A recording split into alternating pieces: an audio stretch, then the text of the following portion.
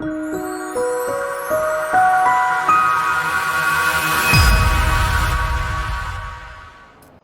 are in Singapore in the Marina Bay Sands attending the ITB Asia, and we have the pleasure to have with me Andrew Smith. Andrew is a Senior Vice President Supply of Agoda. That's right. Thank you very much for being with me, first of all. Yeah, thanks for inviting me. So you had a very interesting presentation during the conference sessions of ITB. Yes. And the main topic was some changes that you observed in travelers' behavior, decision making. Mm-hmm. So can you give us some more information about this? Yeah, sure. I'd love to. So, what we see is evolving for the travelers, particularly in the Asia region, where we really feel like we understand the market. We've been here for more than 20 years, and we understand the consumers here. So, really, what I think is driving is going to be three key themes, which is technology, obvious, payments, and localization. So, allow me to expand on each of those. Let's start from the last one, okay. Localization. All right. That's very interesting. Yes. Especially when we're talking about hotels. Yep. Because usually there are a lot of cases, especially for frequent travelers, that you wake up and you don't realize where you are. Yeah. Because all the hotels, they look the same. That's right. Yeah. So what do you mean by localization in hotel services? Very good question. So what we see from the customer point of view is that localization, perhaps 10 years ago, used to mean, that little drop down in the top right corner where you select the language. That's it, that's right? it, yeah. But now what we see is that you've really got to have this, what we would call like deep local merchandising the whole way through the customer journey. So what we want to have our customers expect is really that if I'm a customer in Japan, I see Agoda as a Japanese experience. If I'm a customer in India, I see it as an India experience. And that means you've got to touch all the bases throughout the customer journey, starting from the supply itself. Do you have the right type of hotels that these customers are seeking out?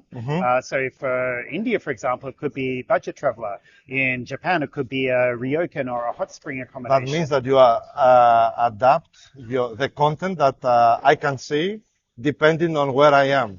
That's right. So on the product side, it would mean that even some of the selection criteria when you go to search could change depending on where you are. For example, in Japan, there's a very big requirement to have age groups for children and to have, because you have meal plans, you have spa booking. So that kind of stuff is very, very important. For the average consumer in a lot of other markets, not so important. So we would leave that out. It's not sort of demanded by the customers or even the suppliers. So I would say that's where we start. But then you've got to go down the list. You've got to go product. You've got to go supply. You've then got to go even the way that you talk about the property, the content that you talk about. Everything needs to happen all the way to the end, which is servicing the customer, having a great customer experience. And how this works is geolocated. It means, as I said earlier, if I come to Agoda website and I am in Singapore now, I will see different content. But if I go to Greece, I will see different. Well, for a start, I would say it's not website anymore that we think about. We always think about mobile app. Why? Okay, because all right. Again, in Asia, what we see is that there is this huge trend toward mobile usage, app usage. That's true. And we're talking about it sort of upwards of 80% in a lot of markets, which is mobile app penetration in travel. So what we see is if we want to really be with the customers, we have to be mobile first. We have to be, having the best experience through the app, because on our desktop, very few people are looking at it in Asia anymore. Sure. But if I'm foreigner and I'm in Thailand, but it means that I don't have the same behavior like Thais. But what I will see will be the Thai style content. Well, in a way. In all the other adjustments that can be done. In a market like Japan, it would be more about making sure that you can accurately search for the type of accommodation in Japan, like the hot spring, like the ryokan. I'd say for the majority of markets, it's a very, very similar experience, of course, except for the language and maybe even things like payment options that are very, very local in Asia. So I want to give me more information about this, but before I go to that point, I would like to ask, you do your best to localize your services, but how about the hoteliers on the other side? Do they follow? They do. I mean, I think if you're a hotelier, you need to really understand who your source markets are. So, for example, you might have, you mentioned Thailand. There's a lot of Korean travel into Thailand, a lot of high demand from Korea market Absolutely. into Thailand. So Yes. if you like, it can be even things at the hotel as simple as like making sure you have a Korean speaker, making sure you have, menu items that are in Okay. Korean, or even just making sure that if you're trying to attract the Korean consumer, that you're surfacing information that they care about. Like one of our researchers said for Korean consumers, they're obsessed with food, right? Okay. They love to travel for food. We Sure. always debate in travel, do you book the hotel first or the flight first? Yeah. What about the restaurant? In Okay, Korea, they're okay. booking the restaurant The first, restaurant and first, okay, then they need interesting. to like organize their trip around this amazing food experience, right? Okay. So I think for that, as let's say a hotelier in Thailand, you say, well, make sure that you go to this amazing like Michelin star street food, Okay. because we know that as a Korean consumer, you're seeking that out when you come here. So I think it's not just thinking about what can I do at the property, but it's more about how can I make sure that those consumers are going to choose my property because of what's around my property and the experience that type of customer is looking for. And Agoda, how is supporting the hoteliers towards that direction? I'm not sure if everyone can Yeah. go so deep in this. So Yeah, maybe correct. they need your support somehow. Exactly.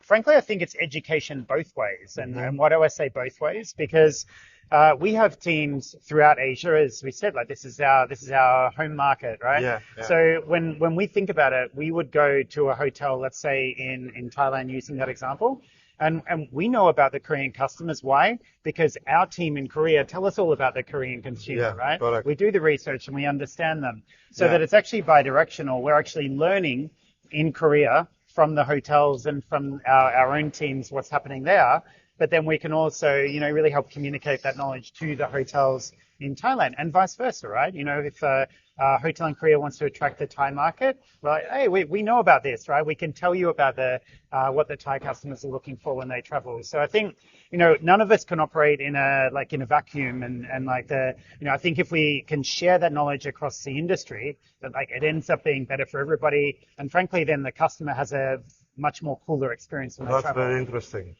You mentioned that the traveler's journey until, from the decision until the buying has changed. How much the new technologies that are on board now, artificial intelligence, for example, Sure. influence this process, this journey, and how Agoda is embracing these new technologies that are here already now. Yeah.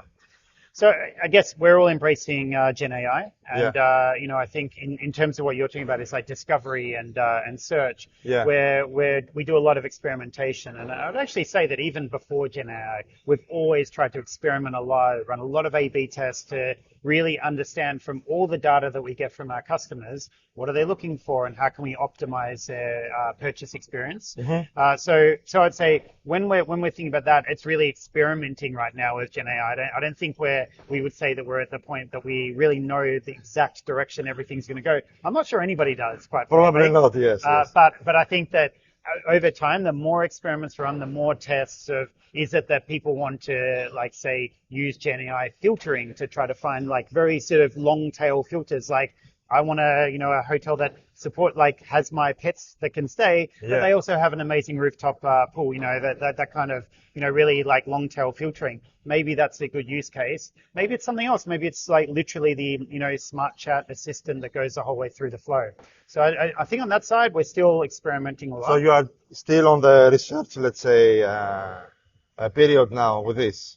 Experimentation. Yeah, exactly. Okay, I think we keep experimenting and keep optimizing over time. But I would say on that other thing of how we tend to like localize that customer experience or what's changing. Yes, yeah. I would say payment. I would come back to payments. Payments, that's a very big issue because payments, of course, in Asia, Yes. digital payment is very well developed, but we see this trend coming also in the other parts of the world.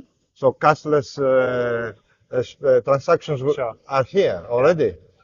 So what do you see there? For a start, I think in Asia more than anywhere else, there's a lot of fragmentation of payment methods. So Okay. if we go to, let's say, Indonesia, there's local payment methods there, like 4 or 5 competing e-wallets that are really not very well understood in other parts of Asia and vice versa if you go to Korea. So I think in other parts of the world, there might be a little bit more homogeny that's coming in, but not so much in Asia. So I would say for a start, it's just hard work for us. We have to support, I think, over 100 different payment options now across the Asia region. But more than that, and this is why I think it's a very interesting trend. The payment option sometimes is a first thing that a customer may think about when they make their travel purchase. Right? Oh, really? They may say, and a good example is in India, where there's been an explosion of this payment method UPI, which is a government-backed online payment.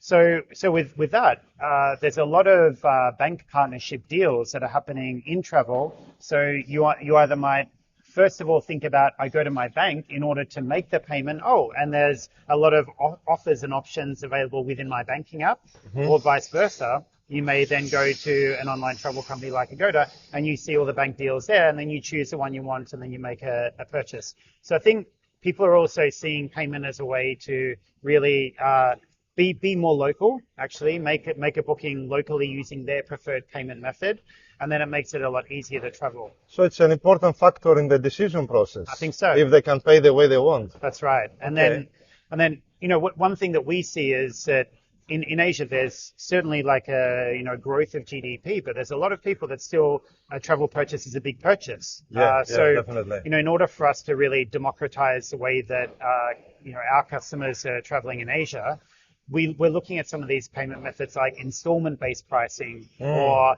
buying now and paying later, and being able to spread the purchase over a period of time. And I think that's allowing people to really plan for their holiday and actually have these really amazing experiences and be part of the people that can travel all around the region. You mentioned earlier something about the payment, that each Asian country, they have a lot of local options of digital payments. That's right. That could create a problem if there is not a problem yet in the future, because, yes, okay, if you attract Chinese, you may accept payments through Alibaba or WeChat, but then if you have Thais, you need to have Line, or if you have Indonesian, something else. How you think the industry, what the industry should do, how they can adapt to all this? Look, I think over time there will be more and more, cross-border payment. Okay. But in the meantime, I think if I was a hotelier and I'd suggest, what do I do? Yeah. I would again go back to this idea of where are my biggest sources of customers? Okay. If it's say in India, then I need to support those payment options there. If it's in, say, we're in Singapore here, I would look at something like GrabPay or one of those payment wallets to support in my home country. A lot of them have that option, and I would say, of course, you can ask us. We have a good understanding of that across Asia, but also ask your local payment vendor. A lot of the time, they do support a lot of these options. You just have to ask. And the industry, you think, is adapting fast to all these new changes that are here, or? I think they are, because otherwise there wouldn't be so many options. Okay. So I think we're just seeing this explosion in these e-wallets. Yes, maybe there's going to be some that don't make it over time, but I think it's really growing fast. Okay. And I think the move to that is again, I would say, really democratizing the travel experience. There's my favorite payment method that I think is amazing is in Indonesia. You can book on Agoda and pay in the 7-Eleven store in cash. I think it's amazing.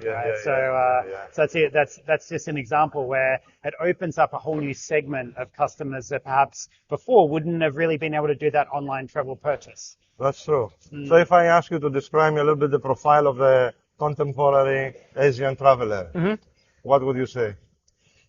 So I think digital first. I think they're seeking out platforms that will allow them to do not just their hotel booking, but all the associated parts of the connected trip that they have.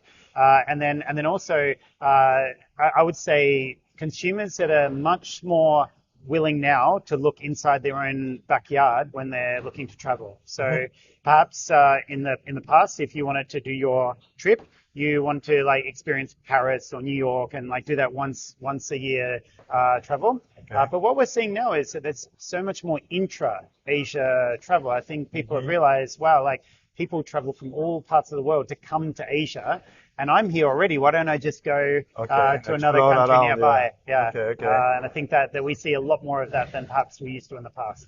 So, what are the current trends, and what will be the future for the Asia tourism industry? Yeah, I would go back to Look, your those crystal three ball things. for a The while. crystal ball, yeah, it's going to be travel platform and Okay. like really connecting all parts of the trip together, the connected trip. Yeah. So why do I say that? And also let me say that when you've got connected trip, you've got payments, and you've got localization. None of them exist separately. They all have to sort of be combined a little bit. Okay. Now, if I think about the connected trip, well, why do people want to book their hotel, their activities, and their flight on the same platform?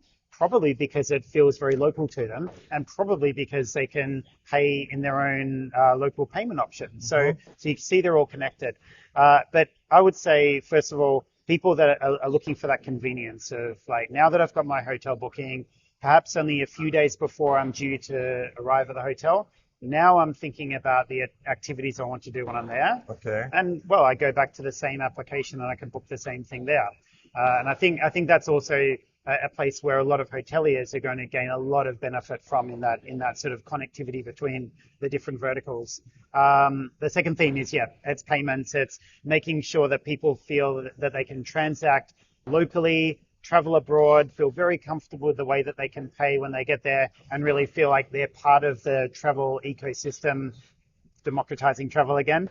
And then the last one is, on that deep localization. So, feeling like you can really be local and go to your chosen destination and feel like you've still got a way to pay, a way to like experience it the way you want to experience it. For the last, I would like your opinion on something that starts sounding a little bit scary.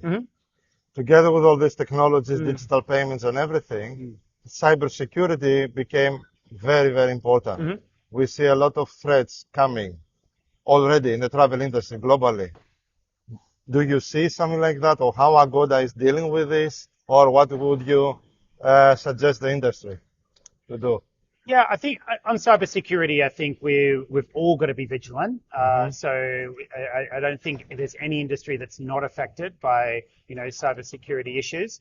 All I can say is that I think all businesses in the industry need to really work to be vigilant, make sure that they always put the right precautions in place, make sure they're always up to date with the latest technology, because you've always got to make sure you know how to protect yourself from any of these threats. And just make sure that you're always staying careful. Okay. Yeah. Perfect. Thank you very much. You're welcome. Yeah.